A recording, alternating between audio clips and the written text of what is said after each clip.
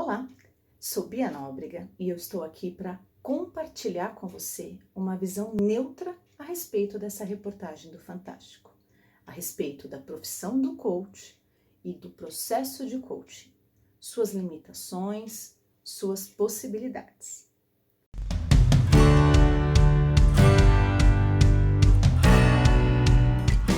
E por que eu entendo que a minha posição é neutra? Sou formada em psicologia pela USP, sou pós-graduada em administração pela Getúlio Vargas, sou formada em conselho pela Sampo. Sempre procurei ter rigor acadêmico na minha formação. Em 2008, quando eu fiz a minha primeira formação em coaching, eu procurei a melhor escola que existia à época. Inclusive a escola que todas as pessoas que hoje formam passaram por lá. Todavia, eu só fui começar a praticar a profissão em 2014. E o que eu fiz em 2014? Fui buscar uma segunda formação. Uma formação de 18 meses, completamente embasada, profunda, com supervisão, com prática, muitas horas, muito estudo. E à mesma época, fui procurar me associar a maior confederação global de coaches. Nós somos mais de 35 mil em 140 países. E por acaso, o Fantástico parou para ouvir o ICF? Ou ainda, parou para ouvir a Associação Brasileira de Coaches, a maior associação que existe sem fins lucrativos no Brasil e que reúne coaches que querem sim tratar a profissão com seriedade, regulamentar como se deve e assim eliminar esses abusos, esses exageros? Pois bem, o que vivemos aqui já foi vivido em outros países há 10, 15, 20 anos atrás. Todavia, o Brasil, o brasileiro, infelizmente, especialmente no momento como esse da pandemia, tem buscado soluções mágicas, tem buscado encontrar caminhos para aumentar a sua renda. E o coaching, já que existem muitas e muitas escolas que formam milhares de pessoas por 2, 3, 5 mil, 20 mil, 50 mil, 100 mil reais. Mas prometem para essas pessoas uma formação que vai dar R$1.000 por hora. Pois bem, nisso tudo, o que aconteceu? O coaching se perdeu no Brasil.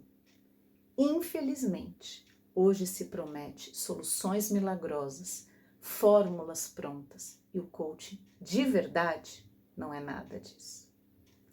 Inclusive, no início da pandemia, eu fiz um coaching de carreira com mais de 50 alunos de um MBA. E a primeira sessão, nosso primeiro encontro, justamente eu diferenciava o coaching do mentoring, da psicologia. O coaching, segundo o ICF, é um processo de acompanhamento reflexivo e criativo, feito em parceria com os clientes, objetivando inspirá-los a maximizar o seu potencial pessoal e profissional. De forma bem simples, o coaching é um processo de acompanhamento reflexivo e criativo, em parceria com os clientes, objetivando maximizar o potencial deles. Ou seja, quando um dos meus coaches entrou em Harvard, obviamente, eu nem preciso te dizer, a conquista é completamente deste coach. O meu trabalho foi provocar uma reflexão, foi provocar um plano de ação, foi provocar para que este coach entrasse em ação e assim alcançasse o resultado. Só isso. Quando os meus coaches médicos do Einstein viram executivos e se dão bem como executivos, o sucesso é meu? Claro que não. A fórmula de um serve para outro? Não. Cada um encontrou o seu caminho. Quando um coach encontra um novo emprego, quando um coach é promovido, quando um coach pede demissão, tudo isso é resultado da reflexão do próprio coach. O coach simplesmente está ali garantindo uma agenda de trabalho, garantindo que este coach entrará em ação. Mas como eu sempre digo, no início do processo, ele vai ir mais rápido e mais longe quando se permitir ir. O coach não tem fórmula mágica. O coach não pode prometer resultado. O coach não faz nada. O coach, e aí está o erro, senhor fantástico, não é um treinador. Este é o erro original, a tradução de coach para treinador. Não. O processo de coach é bem distinto disso. É um processo provocativo, reflexivo, no qual as respostas estão no coach. E elas já estão lá. O coach ele vai ajudar a tirar as respostas do próprio coach. E o coaching é diferente do mentoring, é diferente da terapia. Para simplificar, na terapia você tem uma questão para se trabalhar e você vai na origem da questão. Então, por exemplo, se você tem dificuldade com o chefe, com o seu gestor, na terapia você pode tratar esse tema indo na origem dele, tratando a origem dele. É um processo muito mais longo, mas também definitivo. Agora, no coaching, você vai encontrar estratégia para lidar com esse problema. Então, você vai lidar do presente para o futuro. Na terapia, você volta para o passado para tratar o presente e construir um novo futuro. E qual é a diferença para o mentoring? E, inclusive, na reportagem, uma das pessoas entrevistadas fala de mentoring e não de coaching. Quando você diz assim, vou ajudar alguém com a minha experiência, isso não é coaching, isso é mentoring.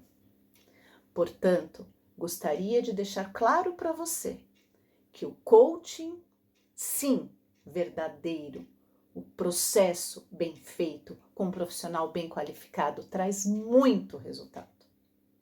Agora, promessas milagrosas não existem, mesmo porque o processo depende do coach. É ele que tem as respostas, é ele que vai construir as fórmulas, é ele que vai ser colocado e vai se colocar em ação. O coach é só a ferramenta. Então, se você quer contratar um coach, por favor, fale com o ex-coach desta pessoa. Procure saber qual é a formação dessa pessoa, saber qual é a trajetória dessa pessoa. E nunca, nunca compre fórmula pronta. E muito importante, coaching tem início, meio e fim. Se algum dia quiserem vender para você processos por prazo indeterminado, não caia nessa.